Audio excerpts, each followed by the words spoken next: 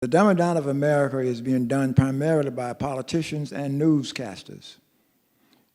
What you find is that people who are in the news, in my opinion, will know that a person is lying who is talking to them, and that he's pushing or she's pushing forward a phony position, but they won't penetrate. They ask the question, the person gives the canned answer, which is not answering the question, carrying forward some kind of a special agenda, and the TV person who's supposed to be an honest broker goes to another question. That's basically a cover-up of what's happening. The dumbing down of America, to a great extent, is a twofold thing. It's a conscious effort on the part of some people who want to go back to an America that never really was, by claiming that we got to go back to old values, by dumbing people down. That is not going to serve us well in the long run, because I've never known of any group of human beings who were in bondage, who were in slavery, who were being subjugated, who voluntarily went back into those things. So those folks who think we need to bring back our old habits, where we have separate but equal, and all those kinds of things, that's not going to happen. The genie is out of the box. And the unfortunate thing, from my perspective, is that I'm a believer in nonviolence, probably because I'm a Christian, and I don't believe you ought to do unto others evil kinds of things. But what does trouble me is that America, in my view, only my view now, is sitting on a powder keg wherein certain right-wing people are constantly doing things that are outside of the American dream. Like, how do you justify shooting down an African-American man almost once a month, and he's running away? Some of them might be running away legitimately because they've stole something, but we found out, since the new technology has come in with these cell phones, and we found out that a lot of folks are being shot down without any, just impunity in terms of the police. So where are we going? Unfortunately, sir, it's going to be a very bad situation if people of goodwill don't begin to say to people of ill will, stop. The folks who carry forward these terrible messages of race and hate and what have you, they don't represent the majority of people in America. They represent the majority of the folks who speak out on that side. The average person just wants to get along, just wants to send their kids to school and get their grandkids educated, have a nice home and a nice job. But there are other folks who go the extra step and say only white people and landed gentry ought to have those kind of privileges. And that's the conflict that America has had since 1619. And that's still the conflict that's going on today. And that, in my personal view, is the major reason that Trump is a major contender for the presidential election, because some people who are right-wingers turned the party of Lincoln that got black folks out of slavery into a party that is leading the effort to basically kind of literally re-enslave black people and people who come from Muslim countries. You know, just because you come from England, that doesn't mean you can't be a terrorist. Terrorism doesn't respect the races per se. There's some people who were born with a silver spoon in their mouths or in their platter or on their platter, and they ended up being terrorists. There was a guy out of England who was a great big terrorist, came from a middle-class family. So, sir, the anti-intellectual stuff that is going on is bad for democracy, it's bad for America, and the people who need to speak up are really people who are in the silent majority. They know when things are wrong. Final comment. I was making a speech at the University of Georgia about 6 months ago when all this shooting down of black men was really in the news. I was talking to about 50 white students. and I was talking about the kids being shot down, and everybody's eyes kind of glazed over. Oh, Lord, here's this black guy talking about the race question again. I said, let me flip the switch on you for a minute. I said, what would your attitude be if every few days a black policeman was shooting down a white boy in the back as he was running away? Little girl on the front seat said, oh! It had never dawned on her to flip the switch. How would you feel if that was happening to people who look like her? Let me comment a little bit on that. I know some other questions, but we have politicians appealing to the basest instincts in people. That's what Trump is doing. You know, and you heard him say the other day when he was talking about the categories of votes that he got, he said, also the uneducated. Oh, I love the uneducated. And why does he love that was a slip on his part. He wants folk who are uneducated so he can pull the wool over their eyes. What are you saying? You need to move him over? Scooch Okay. together. And, you know, it's hard for me to understand why a person who is white, who lives on a dirt road, can't afford to put teeth in his head, hardly can buy groceries, can't put heat in his house and all that, thinks he has more in common with Bill Gates than he does with me. You know, that makes no sense at all. But what they have done with poor whites in this country over the years has been to say, yeah, you know, you ain't got no street lights and you ain't got no zone, you can't afford health care, but you ain't no nigga. At least you ain't no nigga. And they say, oh, yeah, I ain't no nigga. You still can't afford food. You still ain't got no lights. You still can't buy medicine. But he's content with the fact that he's not me. That's sick. So that's the anti-intellectualism that I see. Politicians who know better appealing to the worst instincts of people to get elected and to keep us fighting among ourselves. It's sinful. Let me just comment.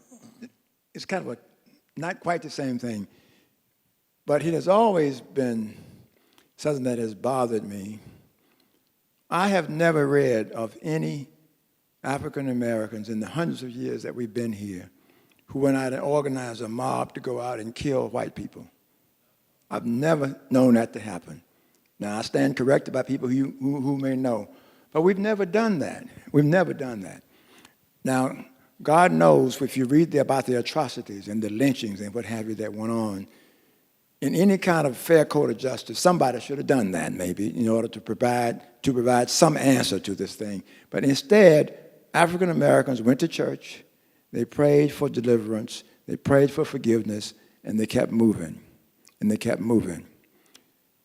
What I don't quite understand is why is it that so many people who are not African Americans tolerate the kinds of things that are happening to African Americans almost daily. For instance, how many people in Alabama are willing to challenge the Alabama legislature that overturned the laws that were just passed? What was the city in Alabama? Birmingham, was it? Just passed the law to raise the minimum wage? Oh, yeah. They made it, the state makes it illegal for a city or a county to raise the minimum wage And it was in their jurisdiction. And it was Birmingham, and they did it within 2 weeks. Well, now who is making the small amount of money down in Birmingham? It's not the white people, it's the black people.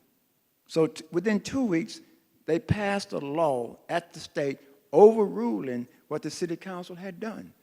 I mean, some of this stuff is overkill from a moral and religious point of view. I mean, you really don't want people to even get enough money to buy food and shelter. We all know that the more money people put in their pocket, the more they're going to spend. And the more they're going to spend, they're going to create more jobs, if you know anything at all about economics. But this racism that is so embedded in so many parts of this country is going to ultimately, in my opinion, destroy the country. So people of goodwill, we've got to wake up. People who don't look like me have to wake up and say, look, enough is enough. No white person in America, in my view, has ever lost any rights because black folks got a few rights. None.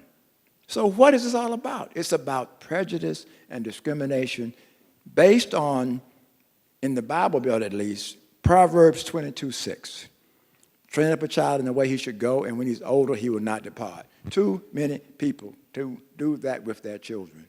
And that's why these children come in here, they are fed this racism, they are fed all this other stuff. And it ends up hurting everybody in the long run. I submit to you that if America could come together and in 47 months beat the Germans, beat the Italians, and beat the Japanese, and win World War II, don't you think we can do something about racism in this country?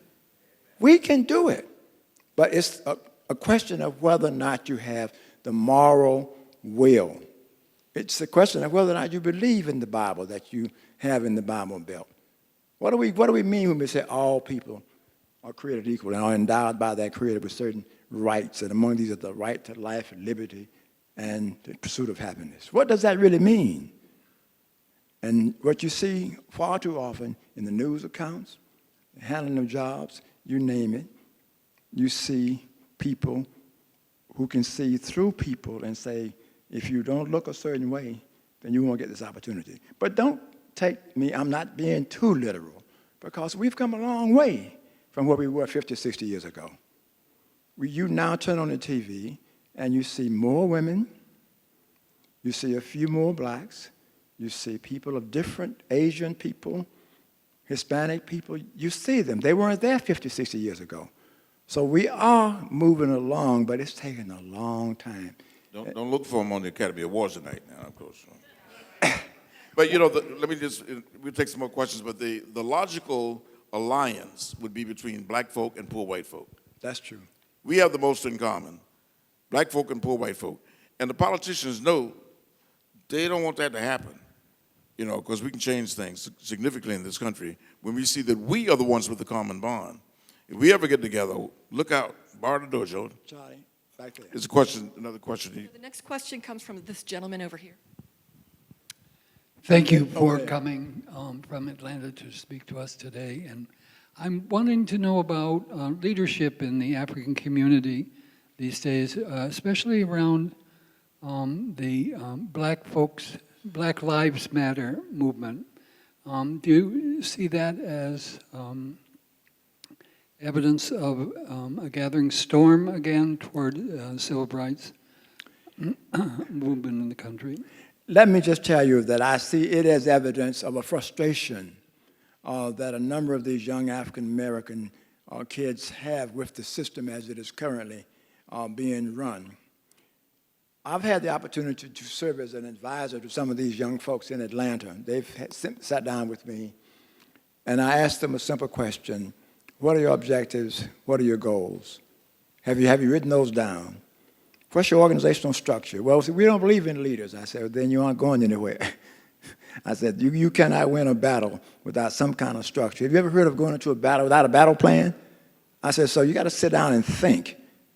And you got to also sit down and figure out where are the levels of power that you can pull in order to win the battle. And when you can answer those questions, then that's when you're ready to go into a battle. I said, marches do nothing but stir up the people. You use marches as a part of an overall plan to enlighten people. But that's not in itself success. So I'm having them, I also told them that I want you to go out and get some Hispanic people to join you. Because if you can form a coalition between the African American students and the Hispanic students, it would be unprecedented because they've got a lot of issues that kind of overlap yours. So they are, and I said, also I told the black students, find people who have majored in Spanish and have one or two of them join your little steering group because you're going to have some language problems from time to time, but you want to be able to overcome those. I said, if African Americans at about 40-some million could come together, and if Hispanics at about 56 million could come together, that's 1 million people. Now that's pipe dreaming, but you could have a tremendous impact on the way things are run in this democracy. But you cannot do it with press conferences. Now, Black Lives That Matter, that flows from a frustration, in my opinion. One young woman told me when I was speaking at the National Center for Civil and Human Rights about 6 months ago, she came down and she said, Mr. King, why didn't you tell us how bad the situation was? Well, that was almost an incredulous question until I reflected on it for a moment. And I saw she was about 17 years of age. And I said, young lady, I'll accept that, some of that responsibility. I said, but actually now, your parents should have been the one to tell you how bad things were. I said, now, in my case, my mother never really told me how bad it was because I experienced it with her. My granddad didn't tell me too much about how it was down there on that farm. And his granddad and his dad didn't tell him that much about slavery. I said, but we do need to do more of telling of the history of our people to the generations coming along. Because we have to, in my view, nonviolently, progressively move America to where America professes that it wants to be. It's not going to get there on cruise control because there are folks who are going to block it from getting there if you do it on cruise control. Aggressively, people in this room and your grandchildren and great-grandchildren are going to have to take the baton from you at some point and run it, because there's nothing wrong with us being a country that believes and we hold these truths to be self-evident. But you cannot do a thing about it with a slogan. You got to work at it. Let me comment on that. In my view, the Black Lives Matter notion is more a slogan at this point rather than a movement. We met with these folk, and like Lonnie was saying, raised those questions.